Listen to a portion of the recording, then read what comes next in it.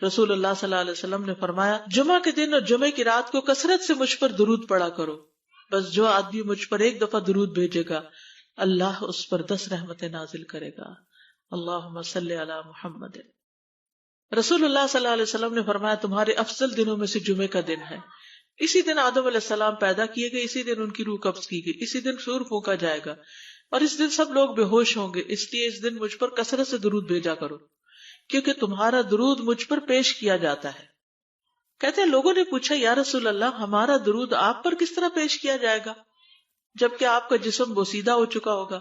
تو آپ نے فرمایا بے شک اللہ عز و جل نے انبیاء کے جسموں کو زمین پر حرام کر دیا ہے، یعنی فرشتوں کے ذریعے آپ تک درود پہنچایا جاتا ہے۔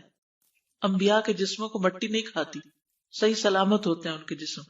سورۃ الکہف پڑھنا، نبی صلی اللہ علیہ وسلم نے فرمایا جو شخص جمعہ کے دن سورۃ الکہف پڑھتا ہے تو اس کے لیے دوسرے جمعے تک نور روشن رہتا ہے۔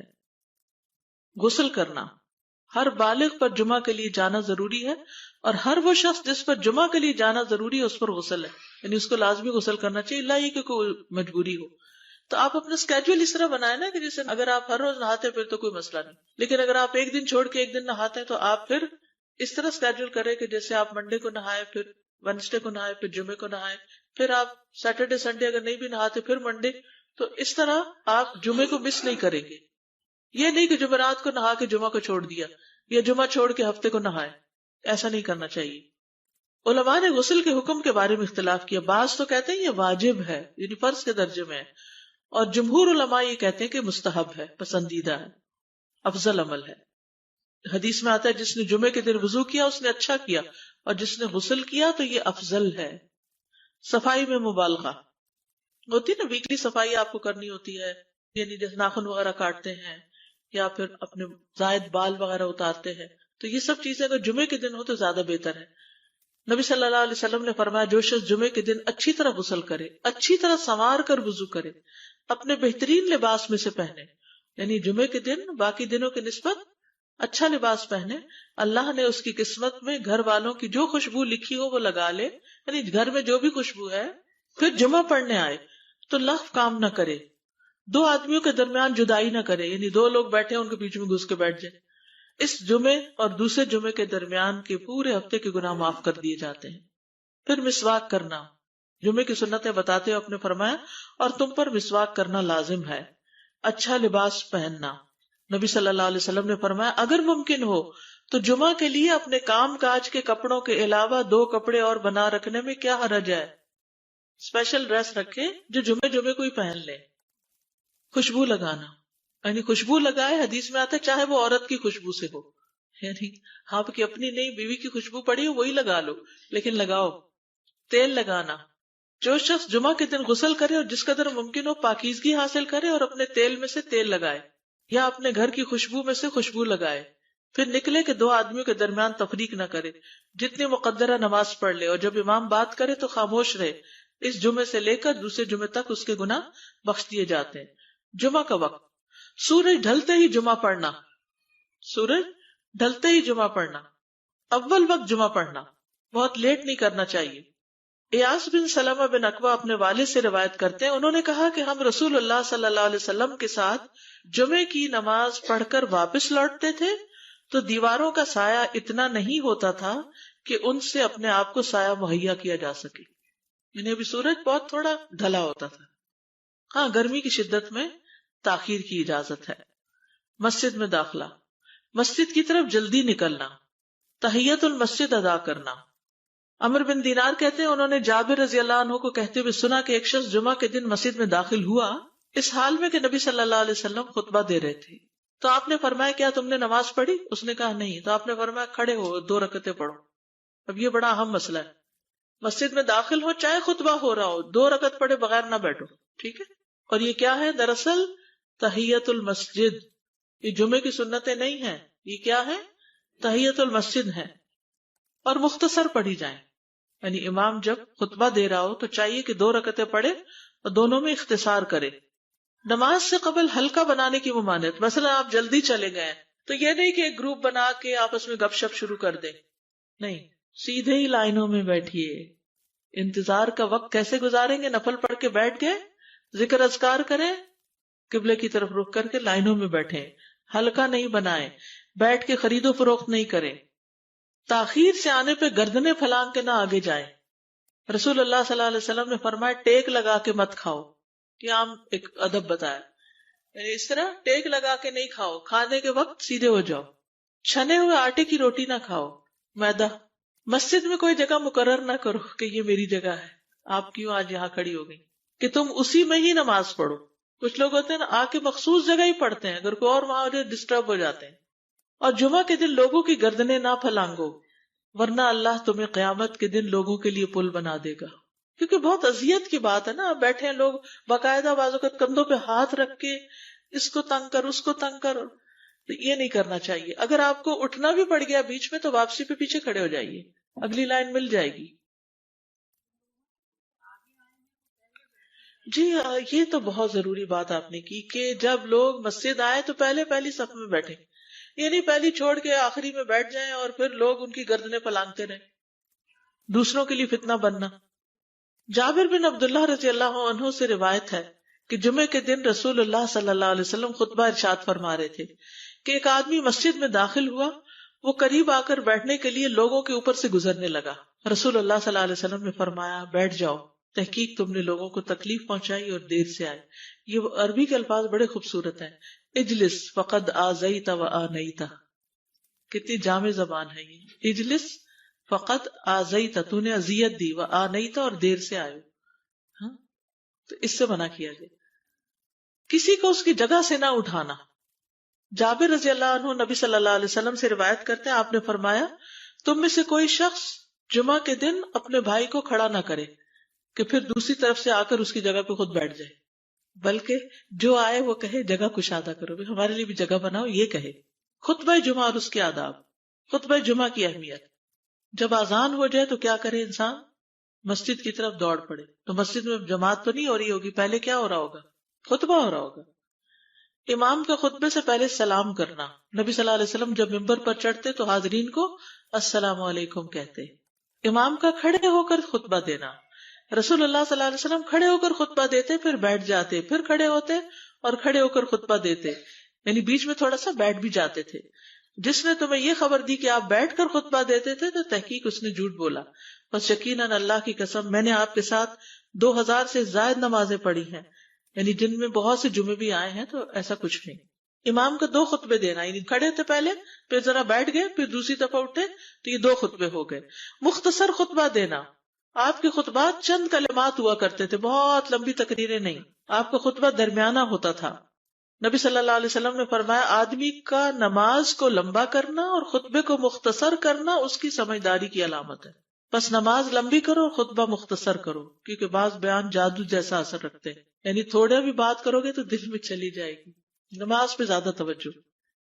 نبی صلی اللہ علیہ وسلم کا خطبے میں سورۃ قاف پڑھنا۔ حارثہ بن نعمان کی بیٹی سے روایت ہے، کہتی ہے کہ میں نے سورۃ قاف رسول اللہ صلی اللہ علیہ وسلم سے سن کر حفظ کر لی۔ آپ ہر جمعے کو خطبے میں پڑھا کرتے تھے۔ سامعین کا امام کی طرف رخ کرنا، یعنی جمعے کے دن یہ نہیں کہ آپ کرسی لگا کے کسی اور طرف منہ کر کے بیٹھ جائیں اور جب جماعت ہو تو پھر صف میں کھڑے، نہیں، آپ صف میں بیٹھے ہو، کس طرف منہ ہو؟ قبلہ رخ ہو، امام سامنے ہی ہوگا نا قبلے کی طرف۔ ایک صحابی کہتے کہ جب آپ ممبر پہ چڑھتے تو ہم اپنے چہروں کے ساتھ آپ کی طرف متوجہ ہوتے، ادھر ادھر نہیں دیکھتے تھے خطبے کے دوران۔ امام کے قریب بیٹھنا۔ اللہ کے نبی صلی اللہ علیہ وسلم نے فرمایا ذکر میں حاضر ہوا کرو، یعنی خطبہ میں، اور امام کے قریب بیٹھا کرو، بے شک آدمی دور ہوتا رہتا ہے حتیٰ کہ وہ جنت میں بھی پیچھے ہی ہوگا اگرچہ وہ اس میں داخل بھی ہو جائے۔ یہ تاخیر کی اتنی مذمت ہے۔ خاموشی سے خطبہ سننا، یعنی بات نہیں کرنی چاہیے، کوئی اہم بات بھی نہیں پوچھنی چاہیے۔ ابن مسعود سے روایت ہے کہ انہوں نے ابی ابن کعب سے قرآن کی کسی آیت کے بارے میں سوال کیا جبکہ اللہ کے نبی خطبہ دے رہے تھے، تو انہوں نے اعراض کیا اور کوئی جواب نہ دیا۔ پھر جب آپ نے نماز پڑھائی تو ابی کہنے لگے تمہارا جمعہ ہی نہیں ہوا۔ تو ابن مسعود نے رسول اللہ صلی اللہ علیہ وسلم سے پوچھا تو آپ نے فرمایا ابی نے سچ کہا، کوئی بات کرنے کی اجازت نہیں، یہ کہنے کی بھی کہ چپ ہو جاؤ یہ بھی اجازت نہیں۔ عبداللہ بن مسعود کہتے کہ جب امام جمعہ کے لیے آ گیا پھر تمہارا اپنے ساتھی سے یہ کہنا کہ خاموش رہو لغویت کے لیے کافی ہے، یہ بھی لغو بات ہے۔ کوئی لغو حرکت نہ کرنا، کنکریوں سے نہ کھیلنا، فون سے نہیں کھیلنا، میسجز چیک نہیں کرنا، انگلیوں میں انگلیاں ڈال کے پٹاخے نہیں بجانا، گوٹ مار کے نہیں بیٹھنا. گوٹ مار کے کیسے بیٹھتے ہیں؟ گھٹنے اوپر کر کے اور یوں ایسے گھٹنوں کے گرد ہاتھ ڈال کے. کئی دفعہ ایسے نظر آتا ہے کہ خطبے میں لوگ اس طرح بیٹھے ہوتے ہیں کیونکہ پتہ نہیں ہے. یعنی آپ چوکڑی مار سکتے ہیں. آپ سب سے افضل پوزیشن تو یہ ہے کہ جیسے نماز کے اتحیات میں ہم بیٹھتے ہیں، لیکن کچھ لوگ اس طرح بیٹھ نہیں سکتے، اس لیے کرسی میں بیٹھ جائیں. اگر کرسی نہیں ہے، نیچے بیٹھے ہیں تو چوکڑی مار کے بیٹھ جائیں، مگر ٹانگیں اس طرح پیٹ کے ساتھ لگا کے گھٹنوں پہ ہاتھ کو بل دے کے اس طرح نہیں بیٹھے. اگر مجبوری ہے تو وہ اور بات ہے، لیکن یہ کہ بلا وجہ نہیں کرنا چاہیے کیونکہ ادب کے خلاف ہے. اونگ آنے پر جگہ بدلنا. نبی صلی اللہ علیہ وسلم نے فرمایا اگر جمعہ کے دن کسی کو مسجد میں اونگ آنے لگے تو اپنی اس جگہ کو دوسری جگہ سے بدل لے. کہ بعض اوقات ایسا ہوتا ہے نا، خطبے کے وقت بڑی سکینت ہوتی ہے اور آخری خطبہ تو آپ نیند میں ہی سنتے ہیں. نماز جمعہ کی رکعت 2 رکعت ہے فرض بس. جمعہ کی نماز 2 رکعتیں ہیں اور ان دونوں میں قرات ہوتی ہے. نبی صلی اللہ علیہ وسلم جمعے میں سبح اسم ربک الاعلی اور هل اتاک حدیث الغاشیہ پڑھتے. کبھی جمعہ اور عید کٹھے ہو جاتے تب بھی دونوں نمازوں میں یہی سورت پڑھتے تھے. ٹھیک ہے. اسی طرح صبح کی نماز میں جمعے کے دن الف لام میم التنزیل اور هل اتى علی الانسان کی قرات کرتے اور نماز جمعہ میں سورۃ الجمعہ اور منافقین کی تلاوت کرتے. یعنی یہ بھی ملتا ہے. فرض کے بعد 2 رکعت پڑھنا. عبداللہ بن عمر سے روایت ہے انہوں نے رسول اللہ صلی اللہ علیہ وسلم کی نفل نماز کو بیان کیا اور کہا کہ آپ جمعے کے بعد کوئی نفل نماز نہیں پڑھتے تھے حتیٰ کہ واپس تشریف لے جاتے پھر اپنے گھر میں 2 رکعت پڑھتے تھے. اب جو لوگ گھر نہیں جاتے تو پھر وہیں پر وہ پڑھ لیتے ہیں، ورنہ آپ صلی اللہ علیہ وسلم اپنی سنتیں وغیرہ گھر میں پڑھتے تھے. اور اسی طرح 4 بھی پڑھی جا سکتی، 2 بھی ہیں 4 بھی ہیں. آپ صلی اللہ علیہ وسلم نے فرمایا جب تم میں سے کوئی جمعہ پڑھ چکے تو اس کے بعد 4 رکعتیں پڑھے. یہ آپ کا حکم ہے. تو جب آپ کا 2 چیزیں ہوتی ہیں سمجھنے کے لیے، ایک آپ کا فعل ہوتا ہے اور ایک آپ کا حکم ہوتا ہے. تو ہمارے لیے کیا ہے جو آپ کا حکم ہو. جمعے کے بعد کوئی اور نماز پڑھنے سے پہلے گفتگو کرنا، یعنی سنت پڑھنے سے پہلے گفتگو کرنا. اسما بن مالک سے مرفوعاً روایت ہے کہ جب تم میں سے کوئی آدمی جمعہ کی نماز پڑھے تو اس کے بعد اس وقت تک کوئی نماز ادا نہ کرے جب تک کسی سے کلام نہ کرے یا اس جگہ سے نکل نہ جائے. پہلے منع تھا، اب کوئی نہ کوئی بات کر لینی چاہیے. نہیں سمجھ آئی؟ یعنی جمعہ پڑھ لیا آپ نے اور پھر کسی سے آپ سلام دعا کر لیں، اس کے بعد سنت پڑھیں یا نفل جو بھی. ٹھیک ہے. اور گھر جانا ہے تو گھر جا کے پڑھیں، اور اگر گھر نہیں جانا کام پہ جانا ہے تو ادھر ہی پڑھ کے چلے جائیں. کتنا پیارا ہے ہمارا دین کہ اتنا لمبا بھی چپ کا روزہ نہیں رکھوایا. بالکل. عاصم سے روایت ہے، وہ ابو قلابہ سے نقل کرتے ہیں میں نے ان کے ساتھ جمعہ کی نماز پڑھی. جب میں نے اپنی نماز پوری کر لی انہوں نے میرے ہاتھ کو پکڑا اور میری جگہ پر کھڑے ہوئے اور مجھے اپنی جگہ پہ کھڑا کیا. وہ جو ہم چینج کرتے ہیں نا جگہ، وہ اس کی بات ہو رہی ہے. یعنی جمعے کے بعد کوئی اور نماز پڑھنے سے پہلے بات بھی کر لینا، جگہ بھی تبدیل کرنا. لیکن اگر کچھ لوگ پہلے سے ہی آپ کی سنتیں شروع کر چکے اور کوئی چینج کرنے والا نہیں تو پھر پڑھ لیجئے.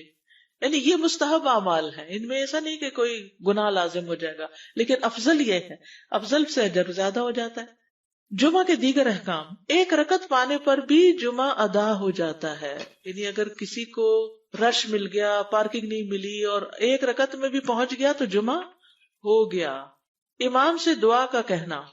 انس کہتے ہیں کہ ایک سال نبی صلی اللہ علیہ وسلم کے عہد میں لوگ قحط میں مبتلا ہوئے. جمعہ کے دن میں نبی صلی اللہ علیہ وسلم کے خطبہ پڑھنے کے دوران میں ایک اعرابی کھڑا ہو گیا. کہا یا رسول اللہ، مال تباہ ہو گئے، بچے بھوکے مرنے لگے، اس لیے آپ اللہ سے ہمارے حق میں دعا کیجیے. آپ نے اپنے دونوں ہاتھ اٹھائے. اس وقت آسمان پر بادل کا ایک ٹکڑا بھی نہیں تھا. قسم اس ذات کی جس کے ہاتھ میں میری جان، آپ نے ہاتھ اٹھائے بھی نہیں تھے کہ پہاڑوں کی طرح بادل کے بڑے بڑے ٹکڑے امڑ آئے. یہ معجزہ ہے آپ کا، آپ کی دعا قبول ہو گئی. پھر آپ ممبر سے ابھی اترے نہیں تھے کہ میں نے آپ کی داڑھی پر بارش کے قطروں کو ٹپکتے ہوئے دیکھا. اس دن خوب بارش ہوئی. پھر دوسرے دن، تیسرے، چوتھے، حتیٰ کہ دوسرے جمعے تک سلسلہ جاری رہا. دوسرے جمعے وہی عرابی یا کوئی اور کھڑا ہو گیا اور کہا یا رسول اللہ، چھتیں گر گئی، مال ڈوب گیا، اس لیے آپ ہمارے لیے اللہ سے دعا کیجیے. چنانچہ آپ نے اپنے دونوں ہاتھ اٹھائے اور فرمایا اے میرے اللہ، ہمارے ارد گرد برسا، ہم پر نہ برسا. اور بدلی کے جس طرف اشارہ کرتے وہ بدلی ہٹتی جاتی اور مدینہ ایک حوض کی طرح ہو گیا. وادی کنات 1 مہینے تک بہتا رہا. جو شخص بھی کسی علاقے سے آتا تو اس پر بارش کا حال بیان کرتا. جیسے ہوتا ہے نا کوئی فلڈ آ جائے، کچھ ہریکن، تو پھر ہر کوئی موضوع گفتگو ہو جاتا ہے. جمعہ کے بعد قیلولہ کرنا. انس کہتے ہیں کہ ہم لوگ جمعہ کے دن سویرے نکلتے اور جمعہ کی نماز کے بعد قیلولہ کرتے تھے، جمعہ کے بعد کھانا کھانا. سہل کہتے ہیں کہ ہم نہ تو قیلولہ کرتے نہ دوپہر کا کھانا کھاتے مگر جمعے کے بعد. لنچ کب ہے؟ جمعے کے بعد. جمعے کو قیام و سیام کے لیے خاص کرنے کی ممانعت ہے، یعنی اس دن کی رات کو شب جمعہ منانا کہ اس رات پوری عبادت کریں گے، یہ سنت سے ثابت نہیں. ٹھیک ہے. اور دن کو روزے کے لیے خاص کرنا یہ بھی سنت سے ثابت نہیں، الا یہ کہ کوئی معمول کا روزہ رکھتا ہے، ایام 20 کا روزہ ہے تو وہ اور بات ہے.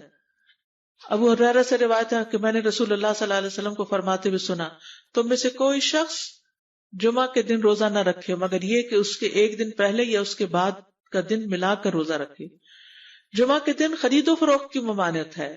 جمعہ کے دن جب نماز کے لیے پکارا جائے تو اس وقت اللہ نے خرید و فروخت سے منع کیا ہے.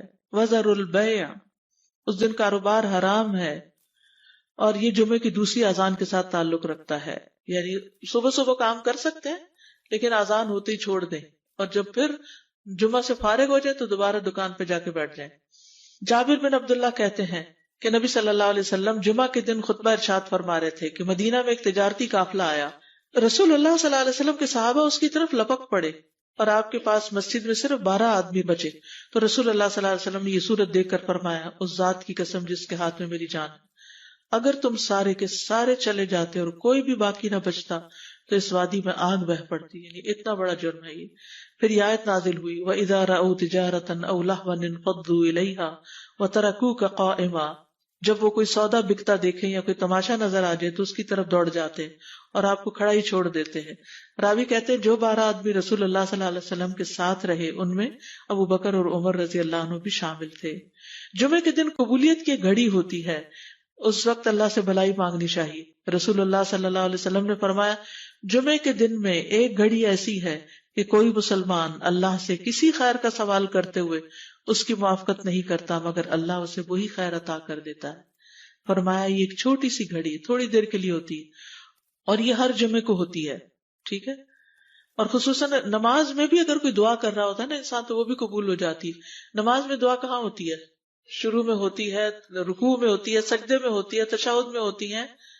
تو اگر یعنی جمعہ پڑھ رہے ہیں اور بیچ میں دعائیں آ گئی ہیں تو ہو سکتا وہی گھڑی آ گئی ہو اور آپ کی دعا قبول ہو جائے. اور یہ تورات میں بھی اس کا ذکر تھا. ابو ہریرہ رضی اللہ عنہ کہتے ہیں کہ رسول اللہ صلی اللہ علیہ وسلم نے فرمایا، بہترین دن جس میں سورج طلوع ہوتا ہے جمعہ کا دن ہے. اس دن میں ایک گھڑی ایسی ہے کہ نماز کی حالت میں اگر کوئی مسلمان بندہ اللہ عز و جل سے کچھ طلب کرے تو وہ اس کو ضرور دیتا ہے. کعب نے کہا ایسا سال میں ایک مرتبہ ہوتا ہے؟ تو میں نے کہا نہیں بلکہ ہر جمعہ کو ہوتا ہے. کہتے ہیں پھر کعب نے تورات پڑھی تو کہا نبی صلی اللہ علیہ وسلم نے سچ فرمایا. ابو ہریرہ رضی اللہ عنہ کہتے ہیں کہ میں بعد میں عبداللہ بن سلام سے ملا اور ان سے اپنی اور کعب کی مجلس کا بتایا تو عبداللہ بن سلام رضی اللہ عنہ نے کہا میں جانتا ہوں وہ گھڑی کب آتی ہے. ابو ہریرہ نے کہا مجھے بھی بتائیے. انہوں نے کہا وہ جمعہ کے دن میں آخری گھڑی ہے. میں نے کہا یہ جمعے کے دن کی آخری گھڑی کیسے ہو سکتی ہے؟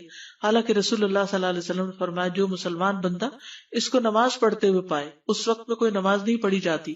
تو عبداللہ بن سلام نے کہا کیا رسول اللہ صلی اللہ علیہ وسلم نے یہ نہیں فرمایا جو شخص نماز کے انتظار میں بیٹھا رہے وہ گویا نماز ہی کی حالت میں ہے حتیٰ کہ نماز پڑھ لے؟ کہتے ہیں میں نے کہا ہاں. تو انہوں نے کہا بس یہی ہے، یعنی اس وقت کیا کرنا چاہیے؟ آخری گھڑی میں وضو وغیرہ کر کے مغرب کی نماز کے انتظار میں بیٹھ کے دعائیں کریں، اذان ہو تو نماز پڑھ لیں. عصر کے بعد سے مغرب تک کا وقت ہے. انس بن مالک سے روایت ہے کہ نبی صلی اللہ علیہ وسلم نے فرمایا جمعہ کے دن اس گھڑی کو جس میں دعا کی قبولیت کی امید کی جاتی ہے عصر سے لے کر سورج ڈوبنے تک کے درمیان تلاش کرو اور دن کی آخری گھڑی ہے. تو اللہ سبحانہ وتعالی ہمیں اس دن کی برکتوں سے فائدہ اٹھانے کی توفیق عطا فرمائے.